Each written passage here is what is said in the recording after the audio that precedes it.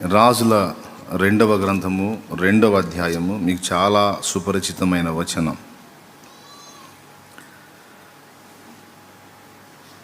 9 వచనం చూద్దాం. చూడండి 9 వచనం. వారు దాటిపోయిన తరువాత ఏలియా ఎలీషాను చూచి నేను నీ యొద్ద నుండి తీయబడక మునుపు నీ కొరకు నేనేమి చేయకూడదువో నీ కోసం నేనేం చేయాలనుకుంటున్నాను అడుగుమని చెప్పగా దాన్ని నాకు తెలుపు ఎలీషా అన్నాడు. నీకు కలిగిన ఆత్మలో 2 పాళ్ళు నా మీదకు వచ్చినట్లు దయచేయమనెను. రైట్. నీకు కలిగిన ఆత్మలో 2 పాళ్ళు నా మీదికి వచ్చున్నట్లు దయచేయుమనెను. ప్రభునందు ప్రియులారా, చేసే పని వదిలిపెట్టి ఆర్థిక స్థితిగతులు, సంపన్న స్థితిని వదిలిపెట్టేసి తనకంటూ సొంత స్వాస్థ్యం ఏదీ లేకుండా లోకానికి సమాజానికి ఒక బికారిలాగా ఉన్నటువంటి ఏలియాని గురువుగా చేసుకొని వెంబడించడం మొదలుపెట్టాడు ఎలీషా.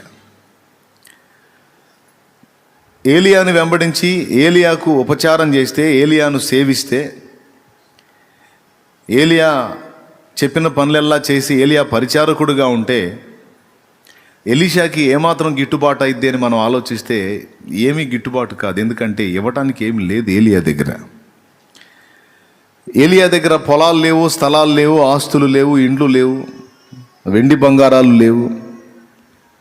చేతిలో ఒక చేతి కర్ర, మొలకు ఒక దట్టి, పైన గొంగళి దుప్పటి, ఓ నడికట్టు. ఇక ఇంతకు మించి ఆయన దగ్గర ఏమీ లేవు. అలాంటి వాడు వచ్చి ఎలీషాని పిలిస్తే మారు మాట్లాడకుండా ఆయన పిలుపు అందుకొని అలాగే వెళ్ళిపోయిన వాడు ఎలీషా. కొన్ని సంవత్సరాలు ఇద్దరు కలిసి తిరిగారు. ఆయనకు ఉపచారం చేశాడు ఎలీషా. ఓ రోజు ఏలియా అంటున్నాడు, దేవుడు నన్ను ఫలానా ప్రాంతానికి వెళ్ళమంటున్నాడు ఎలీషా, నేను వెళ్ళాలి, నువ్వు ఆగు అన్నాడు. అన్ని సంవత్సరాల సాంగత్యంలో ఎప్పుడూ తన నుండి ఎడబాటు కోరుకోల ఎలీషాని. ఎటు వెళ్ళింది అబ్బాయి, మనకి ఈరోజు ఫలానా దిక్కు ప్రయాణం ఉంది, ఫలానా ప్రదేశానికి వెళ్ళాలి, ఫలానా ప్రాంతానికి వెళ్ళాలని చెప్పి ఈ పరిచారకుడు ముందు కదిలితే తన వెంట అప్పుడు ఈయన బయలుదేరేవాడు. సహకారి ఉండాలి కదా, సహకారిని సిద్ధపరచుకొని వెళ్ళేవాడు. ఇంతకాలం వాడని మాట ఒకటి ప్రత్యేకంగా ఆ రోజు మాట్లాడాడు. నన్ను దేవుడు ఇక్కడ నుండి వేరే ప్రాంతానికి వెళ్ళమంటున్నాడు. అంటే ముందే ఎలీషాకి తెలుసు ఎందుకు వెళ్ళమంటున్నాడో. కాబట్టి ఎలీషా, ఇంతకాలం నిన్ను ఎడబాయలేదు, ఈవేళ కూడా నిన్ను ఎడబాయను. యెహోవా జీవముతోడు, నీ జీవముతోడు నేను విడవను అన్నాడు. నేను లేకుండా ఎట్టెళ్తావు అయ్యగారు, నేను ఉండాల్సిందే అని. వద్దులేయా, నువ్వు ఉండమంటున్నాడు, నేను చెప్పేది విను, దేవుడు నన్ను సింగిల్గా రమ్మంటాడు.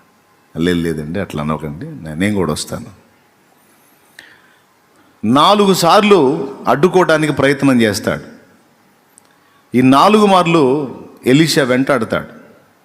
చివరికి ఏలియాకు అర్థమైపోయింది, దేవుడు నన్ను ఈరోజు ఆరోహణంలో తీసుకోబోతున్నాడన్న సంగతి ఎలీషాకు అర్థమైనట్టుందని ఏలియా గ్రహించిన వాడై దేవుడు చెప్పినటువంటి ప్రదేశానికి చేరినాక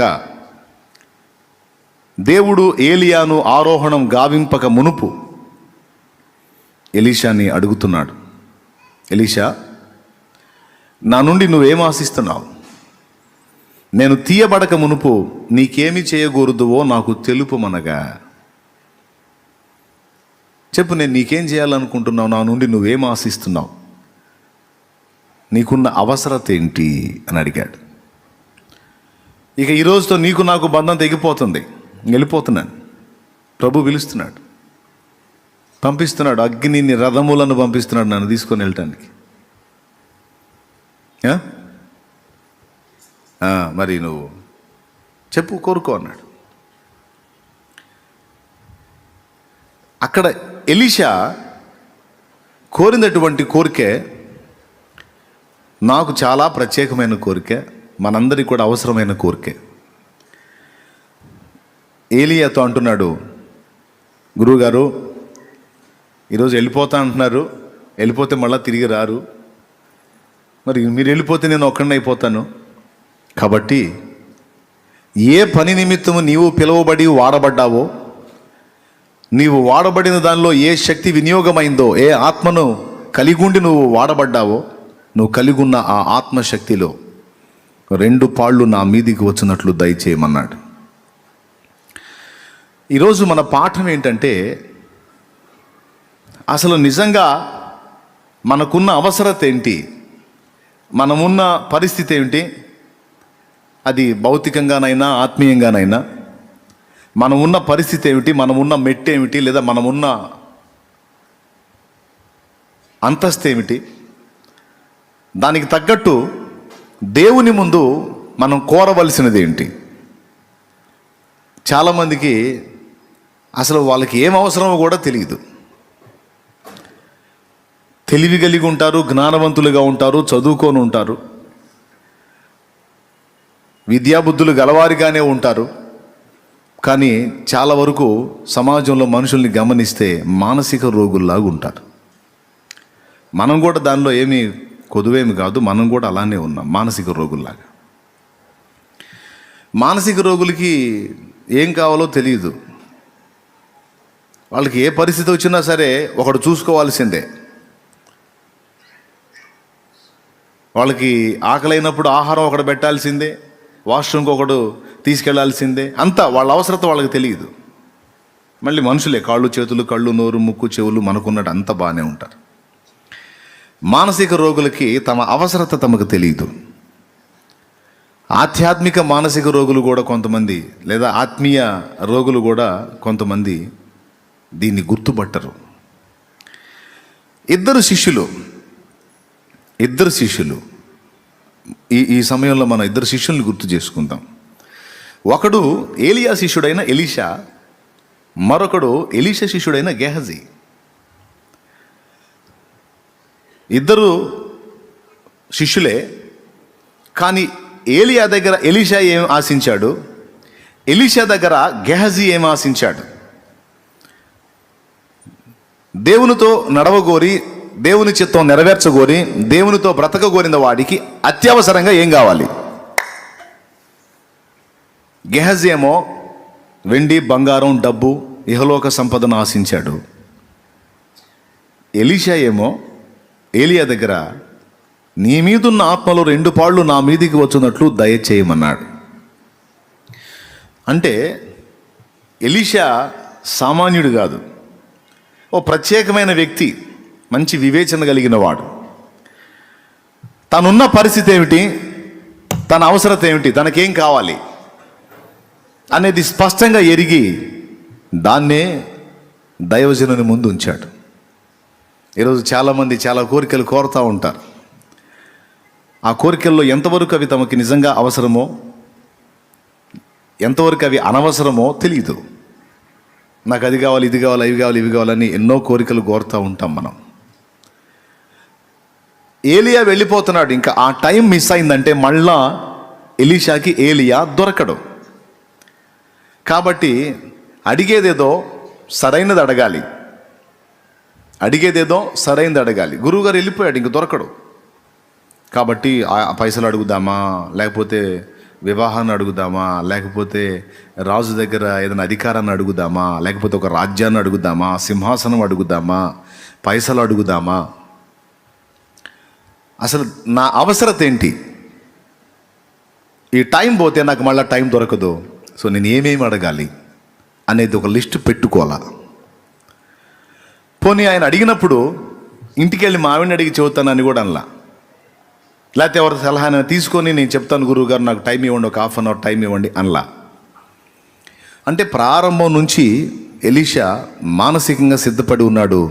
దైవజనుడు నేను నీకేం చేయగోరుతున్నావు అని అడిగితే ఖచ్చితంగా నేను ఇదే అడగాలి. ఏమడగాలి? నీ మీదున్న ఆత్మలో 2 పాళ్ళు నా మీదికి వచ్చినట్లు దయచేయి. అంటే ఏం గుర్తించాడంటే, ఏలియా చూసేటువంటి ప్రజలకి ఒక గొంగళి దుప్పటి, ఒక మొల చుట్టూ ఒక తోలు దట్టి, నడికట్టు, చేతి కర్ర, తోలు దట్టి, నడికట్టు, గొంగళి దుప్పటి, చేతి కర్ర, 4. ఈ 4 కలిగి ఉన్న ఒక కనీసపు పేదవాడి కంటే కూడా అత్యంత పేదవాడిగా తను కనిపిస్తున్నాడు. కానీ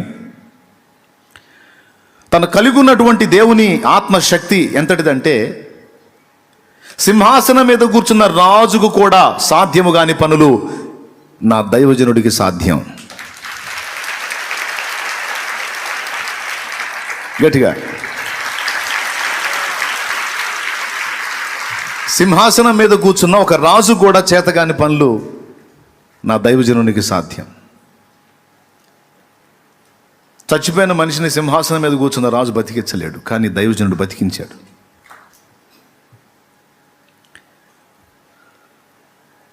తొట్టిలో పట్టెడు పిండి, బుడ్డిలో కొంచెం నూనె,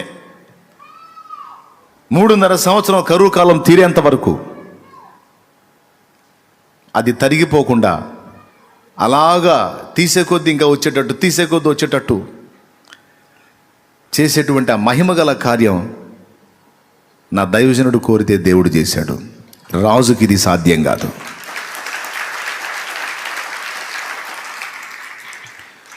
ఒక వ్యక్తిని కంట్రోల్ చేయాలంటే, ఒక వ్యక్తిని భయపెట్టాలంటే, ఒక వ్యక్తిని బంధించాలంటే రాజుకు సైన్య సమూహం ఉంటుంది, మంది మార్బలం ఉంటుంది. కానీ నా దైవజనుడికి మంది మార్బలం లేదు, సైన్య సమూహం లేదు, ఒక్కడే. అంతమంది గుంపుని, 50 మంది సైన్యాన్ని, వాళ్ళందరికీ అధిపతి అయిన ఒకడిని ఇచ్చి రాజు నా ఏలినవాని యొద్దకు పంపితే, నా దైవజనుని యొద్దకు పంపితే, ఆయన కొండ మీదనే కూర్చొని కనీసం ఎవరికి చెప్పలేదు, అరే పోయి వాళ్ళని ఎదుర్కొండిరా, వాళ్ళని కొట్టండిరా, వాళ్ళ మీద దాడి చేయండి అని కూడా అనలా. ఆ వచ్చినవాడు అడిగాడు, దైవజనుడా నీవు త్వరగా దిగిరమ్ము, రాజు నిన్ను రమ్మనుచున్నాడు. అంటే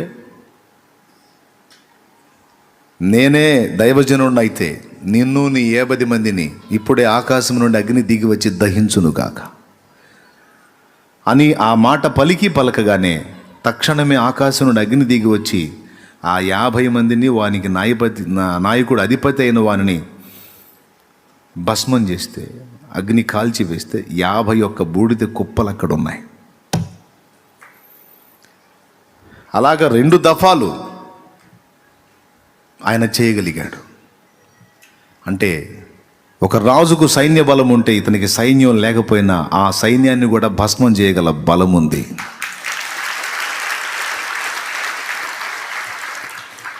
రాజ్యం మొత్తంలో దేన్నైనా శాసించే దమ్ము రాజుకుంటే ఆ రాజులను కూడా వణికించే దమ్ము దైవజనుడికి ఉంది.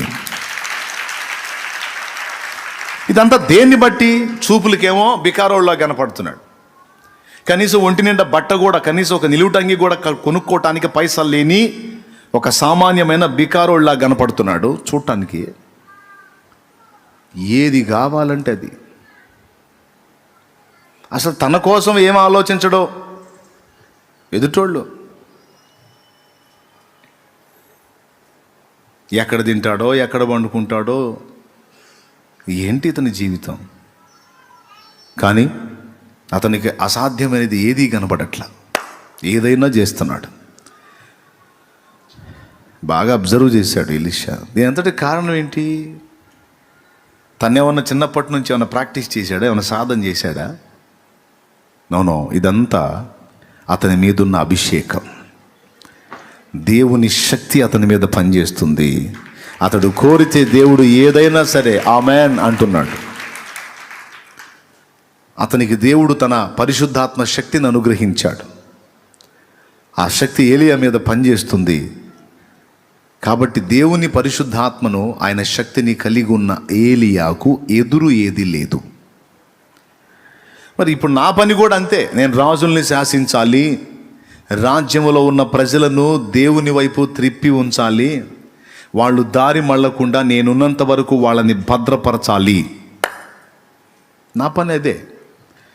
కాబట్టి ఈ పనికి నేను డబ్బు అడిగితే పనికి రాదు, అధికారం అడిగితే పనికి రాదు, ఐశ్వర్యం అడిగితే పనికి రాదు, వివాహం అడిగితే పనికి రాదు, సింహాసనం అడిగితే పనికి రాదు.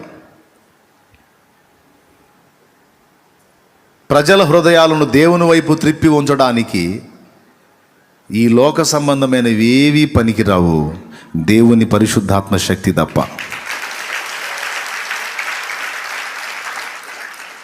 నా పనికి, నా పిలుపుకు కావలసింది ఇదే.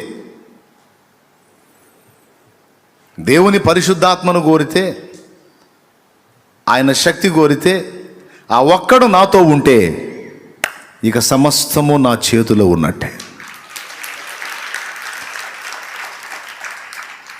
మీకు ఒక మాట చెప్తా.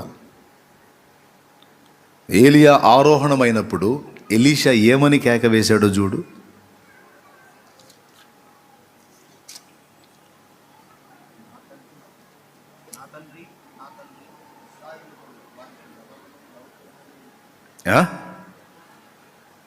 ఏం మైక్ తీసుకోలేదు? నా తండ్రి, నా తండ్రి, ఇశ్రాయేలు వారికి. వచనం చెప్పలేదు. 12వ వచనం 2. ఎలీషా అది చూచి, నా తండ్రి, నా తండ్రి, ఇశ్రాయేలు వారికి రథమును రౌతులను నీవే అని కేకలు వేసిన. రథమును రౌతులను నీవే. మోసేవాడివి, నడిపించేవాడివి నువ్వే. ఓకేనా? అంటే పగ్గాలు నీ చేతులను, మోసేవాడివి నువ్వే, పగ్గాలు బట్టి నడిపించేవాడివి నువ్వే. చూడండి, పగ్గాలు రాజు చేతిలో లేవు. రాజు బ్రతుకు పగ్గాలు కూడా దైవజనుడి చేతిలోనే ఉన్నాయి. దైవజనుడు పగ్గాలు వదిలితే గుర్రాలు ఎటు పడితే అటు పోతాయి. ఇక అర్థమైతే స్తోత్రం చెప్పండి. అర్థమైందా? దైవజనుడు పగ్గాలు వదిలితే, రౌతు పగ్గాలు వదిలితే రథము రౌతు, గుర్రాలు నువ్వే అనలా. దేవునికి స్తోత్రం. రథము రౌతు, రౌతు చేతిలో పగ్గాలు ఉంటాయి. రథాన్ని నడిపే అతను ఏమంటారండి? రైతా? వ్యవసాయకుడిని రైతు అంటారు. రౌతు అంటే రథము నడిపే రథ సారథి, రౌతు. గుర్రం మీద ఎక్కి గుర్రాన్ని నడిపేవాడు గుర్రపు రౌతు, నడిపేవాడిని రౌతు అంటారు. కాబట్టి ఇశ్రాయేలుకు రథమును రౌతులను నీవే. ఏదో వాళ్ళు అట్లా కనపడుతున్నారు కానీ అందరి పగ్గాలు నీ చేతుల్లో ఉన్నాయి. నువ్వు వెళ్ళిపోతున్నావు. పరిస్థితి ఏంటి గమనించాలి. ఒక్కసారి మీరు ఆ మాట అన్న తర్వాత పైనుంచి ఏం జరిగిందో ఒకసారి చెప్పు బాబా. నా తండ్రి, నా తండ్రి, ఇశ్రాయేలుకు రథములను రౌతులను నీవే అని కేకలు వేసెను. కేకలు వేస్తే అంతలో ఏలియా అతనికి మరలా కనబడకపోయెను. అప్పుడు ఎలీషా తన వస్త్రమును పట్టుకుని 2 తునకలుగా చేసెను. మరియు ఏలియా దుప్పటి క్రింద పడగా అతడు దాన్ని తీసుకొని యోర్దాను ఒడ్డునకు వచ్చి నిలిచి ఒంటి మీద నుండి క్రింద పడిన ఆ దుప్పటిని పట్టుకొని నీటి మీద కొట్టి, ఏలియా యొక్క దేవుడైన యెహోవా ఎక్కడ ఉన్నాడనెను. అతడు ఆ దుప్పటితో నీటిని కొట్టగా అది అటు ఇటు విడిపోయి నందున ఎలీషా అవతలి ఒడ్డుకు నడిచిపోయెను. అబ్బా, ఇప్పుడు ఏం జరిగిందో మీకు తెలుసు. అటు ఇటు విడిపోయినందున అంటే 2 పాయలు అయిపోయింది. ఆ మధ్యలో పొడి నేల మీద వెళ్ళిపోయాడు అవతలకి. అంటే ఏం జరిగింది? కేక వేశాడు. అగ్ని రథములను గుర్రములను కనబడి ఏలియాను ఎలీషాను వేరు చేశాయి. ఇద్దరు డివైడ్ అయిపోయారు. అప్పటిదాకా నిలబడి మాట్లాడుకుంటా సడన్గా ఇద్దరు డివైడ్ అయిపోయారు, వేరైపోయి ఎలీషా అంత దూరంలోకి వెళ్ళి పడ్డాడు. ఏలియా అక్కడ నిలబడ్డాడు. ఇక భయంకరమైన సుడిగాలి రయ్యమని వచ్చి గిర్రని తిరుగుతుంది ఏలియా చుట్టూ. తిరుగుతా లేచాడు. ఇక ఆ సుడిగాల్లో లేచాడు. అలాగా లేచి వెళ్ళిపోతున్నాడు. లేచి వెళ్ళిపోతా ఉంటే కేకేశాడు. ఇక తండ్రి, నా తండ్రి, నా తండ్రి. ఇశ్రాయేలు జనాంగం పరిస్థితి ఏంటయ్యా? నీ ప్రజల పరిస్థితి ఏంటి? వెళ్ళిపోతున్నావు. ఇశ్రాయేలుకు రథమును రౌతులను నీవే. వాళ్ళ గతి ఏంటి? వారి విషయంలో ఎంత భారం. ఈ భారం కలిగిన వాళ్ళని వెతుక్కుంటాడు దేవుడు. ఈరోజు నశించిపోతున్న ఆత్మల భారం ఎవరిలో ఉందో వాళ్ళని కనుక్కుంటాడు దేవుడు. ఆ భారం ఉన్నోడే నేను పాస్టర్ అవ్వాలి అన్న ఆలోచనలు కాదు, ముందు ఆత్మని రక్షించాలన్న కోణంలో వస్తాడు. నేను పాస్టర్ అవ్వాలండి, పాస్టర్ పదవి పొందాలండి, పాస్టర్ అవ్వాలంటే ట్రైనింగ్ పొందాలండి, ఈ కాదు. పాస్టర్ అయ్యాక పని చేస్తానండి, ఈ కాదు. నిజంగా ఆత్మలో భారం ఉన్నవాడు, హృదయంలో ఆ నశించిపోతున్న ఆత్మల కొరకు భారం ఉన్నవాడు ఏడుస్తాడు దేవుని ముందు మోకాళ్ళుని, దేవా ఆత్మలు నశించిపోతున్నారు దేవా. ఆ భారాన్ని బట్టి అభిషేకం పంపుతాడు దేవుడు. నేను ఎన్ని ట్రైనింగ్లు ఇచ్చినా, నేనే కాదు ఎవరు ఎన్ని ట్రైనింగ్లు ఇచ్చినా బుస్సే. మళ్ళా చెప్పేదా, నేను ఎన్ని ట్రైనింగ్లు ఇచ్చినా, నువ్వు బైబిల్ కళాశాలకి వెళ్ళి 3 ఏళ్ళు 4 ఏళ్ళు 7 ఏళ్ళు 8 ఏళ్ళు 10 ఏళ్ళు 20 ఏళ్ళు చదివినా బుస్సే. నీ హృదయంలో నశించిపోతున్న ఆత్మల కొరకైన భారం ఉంటే, ఆ ఆత్మలను ఎలా రక్షించాలో దానికి కావలసిన జ్ఞానము, నడిపింపు, అభిషేకం, ఆ ప్రభావం దేవుడు నీకు ఇస్తాడు. మనలో ఆ మూలుగు ఉండాలా, ఆ ఏడుపు ఉండాలా, ఆ ఆవేదన ఉండాలా, ఆత్మల ఆర్తనాదం వినగలిగే చెవులు ఉండాలా. చెవులు, ఆత్మల మూలుగులు, ఆత్మల ఆర్తనాదాలు, ఆర్తధ్వనులు, అగ్నిలో యాతన పడుతున్న ఆత్మల యొక్క హాహాకారాలు వినగలిగే చెవులు ఎవరికి ఉన్నాయో వాళ్ళకి భారం వస్తుంది. ఆ భారం ఎవరిలో ఉందో అభిషేకం, పరిశుద్ధాత్మ శక్తి వారి మీదకి పంపుతాడు దేవుడు. ఇక పాస్టర్ అయ్యాడా, పాస్టర్ అయిందా, లేకపోతే పాస్టర్ అయ్యాడా, లేకపోతే ఏమైంది, ఎవరు ఏం అనవసరం. వాడు పాస్టర్ కొడుకా, పాస్టర్ కూతురా, పాస్టర్ కొడుకైనా పాస్టర్ కూతురైనా నశించిపోతున్న ఆత్మల భారం వాళ్ళలో లేకపోతే, అవసరమైతే సంఘంలో ఆ భారం ఎవరికుందో వాడి మీద పోస్తాడు తైలం, అభిషేకం వాని మీదకి పంపుతాడు. ఎలీషా కేక పెట్టాడు, వెళ్ళిపోతున్నావు, జనాంగం పరిస్థితి ఏందయ్యా? నాకేం తెలుసు, నన్ను నిలబెట్టి వెళ్తున్నావు? నాకు తెలుసు నీ తర్వాత వాళ్ళు నాకెళ్ళే చూస్తారు, నీ తర్వాత వాళ్ళు నాకెళ్ళే చూస్తారు. ఇశ్రాయేలు జనాంగం అంతా నీ వైపు చూస్తున్నారు, నిన్ను వెంబడించేవాడిని నేను గనుక నీ తర్వాత నాకెళ్ళి చూస్తారు. నేనేం చేసేది? కాబట్టి నాకున్న అవసరత నీ మీదున్న ఆ ఆత్మలో 2 పాళ్ళు నా మీదకి వచ్చేటట్టు నాకు అనుగ్రహించు అంటే, నువ్వు అడిగింది కష్టతరం. నేను తీయబడినప్పుడు నీకు కనబడితే అది నీకు దేవుడు ఇస్తాడు. ఎందుకంటే అభిషేకం ఇవ్వటం నా చేతుల్లో లేదు, ఆత్మశక్తిని ఇవ్వటం నా చేతుల్లో లేదు, అది దేవుని చేతిలో ఉంది. చేతులుంచటమే నా పని. ఎవడు యోగ్యుడో దేవుడు ఎరుగును గనుక ఆ యోగ్యుడైన వాని మీదకి నేను చేతులుంచినప్పుడు ఆయనే శక్తి పంపుతాడు.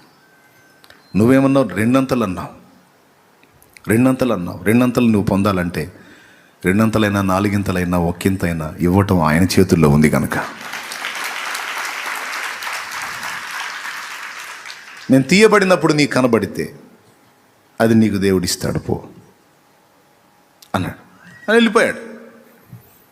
రయ్యమని సుడిగాల్లో వచ్చేసింది. సుడిగాల్లో లేచి వెళ్ళిపోతుంటే కేక వేశాడు. కేక వేసిన తరువాత దుప్పటి కింద పడింది. అంటే ఆ ఏలియా తరువాత ప్రవక్తగా ఇశ్రాయేలు జనాంగానికి రథముగా, రౌతుగా మళ్ళా నిర్ణయించబడ్డవాడు ఎలీషా. దీన్ని నిజం చేస్తూ 2 రాజుల గ్రంథం 13వ అధ్యాయంలో యెహోయాషు చూడండి ఒకసారి, 14వ వచనం చూడు. అంతటి ఎలీషా మరణకరమైన రోగము చేత పీడితుడై ఉండగా ఇశ్రాయేలు రాజైన యెహోయాషు అతని యొద్దకు వచ్చి అతన్ని చూచి కన్నీరు విడిచుచు, నా తండ్రి నా తండ్రి. అదుగో చూడు, తను ఏమంటున్నాడు? నా తండ్రి నా తండ్రి, ఇశ్రాయేలు వారికి రథమును రౌతులను నీవే అని ఏడ్చెను. అద్దుగో అంటే ఇప్పుడు గమనించాలి మీరు. ఏలియా పగ్గాలు వదిలాడు, తర్వాత పగ్గాలు ఎవరి చేతుల్లోకి వచ్చినాయి? ఇశ్రాయేల్ రాజు పలుకుతున్న మాట ఇదే. ఇశ్రాయేల్ రాజ్యం మొత్తానికి కింగ్ ఎవరైతే ఉన్నాడో ఆ కింగ్ పలుకుతున్న మాట, పేరుకే నేను రాజును కానీ నా పగ్గాలు, ప్రజల పగ్గాలు, అందరి పగ్గాలు నీ చేతుల్లో ఉన్నాయి తండ్రి. నువ్వు పగ్గాలు వదిలితే ఎటుబడితే అటు పోతాం, ఎటు పోవాలో తెలియని వారు అని ఏడ్చాడు. ప్రభువుకు స్తోత్రం. ఇక్కడ ప్రజల పగ్గాలు మన చేతికి దేవుడు ఇస్తున్నాడు. ఆ పగ్గాలను పట్టుకొని జాగ్రత్తగా సరైన త్రోవలో నడపాలంటే మన సొంత జ్ఞానం పనికిరాదు. ఒక ప్రవక్తగా, దేవుని బిడ్డగా, దేవుని కుమార్తెగా, దేవుని కుమారుడుగా నువ్వు సరిగ్గా నీకు అప్పగింపబడినటువంటి ప్రజల్ని నడిపించాలంటే నీ చేత కాదు, దేవుడే నిన్ను వశపరుచుకొని, ఆయన అభిషేకం నీ మీద ఉంచి, పరిశుద్ధాత్మ నిన్ను వశపరుచుకొని ఆయన నిన్ను నడిపిస్తే నువ్వు జనాన్ని నడిపిస్తావు. అందుకే దైవజనుడు పాడుకున్నాడు. ఇక్కడ పాయింట్ ఏంటంటే, దేవుని సంబంధిగా, దేవుని కుమారుడుగా, దేవుని కుమార్తెగా పిలువబడిన నీవు, ఏర్పరచబడిన నీవు, కృప పొందిన నీవు దేవుని ముందు నిలిచి ఆయనను అడగగోరినప్పుడు ఎప్పటికప్పుడు మెళకువగా వ్యవహరించాలి. అసలు యుక్తంగా నువ్వు దేన్ని అడగాలో, ఏది నిజంగా నీకు అవసరతో దాన్ని నీ నుండి ఆ విజ్ఞాపన రూపంలో పొందగోరుతున్నాడు దేవుడు. ఏం అడగాలో చాలామందికి అర్థం కావటం లేదు అన్నది దేవుని ఆత్మ చెప్తున్నటువంటి మాట. ఏదేదో అడుగుతున్నారు, అవసరమైనవి కొన్ని అని యేసయ్య చెప్పాడు. నువ్వు విస్తారమైనటువంటి పనుల చేత విచారం కలిగి ఉన్నావు. నువ్వు మరీ శ్రేష్టమైన దాన్ని ఎంచుకుంది, అది ఎప్పటికీ ఆమె వద్ద నుండి తొలగిపోదు. మార్తా అవసరమైనవి కొన్నే అన్నాడు. ఒకటే అంటాడు, పుట్టినోట్లో చూస్తే అవసరమైనవి కొన్నే. అన్నిట్లో ముఖ్యంగా దేవుని మార్గంలో ప్రయాణం చేస్తున్న మనందరం తప్పనిసరిగా కోరుకోవలసింది దేవుని పరిశుద్ధాత్మ శక్తిని.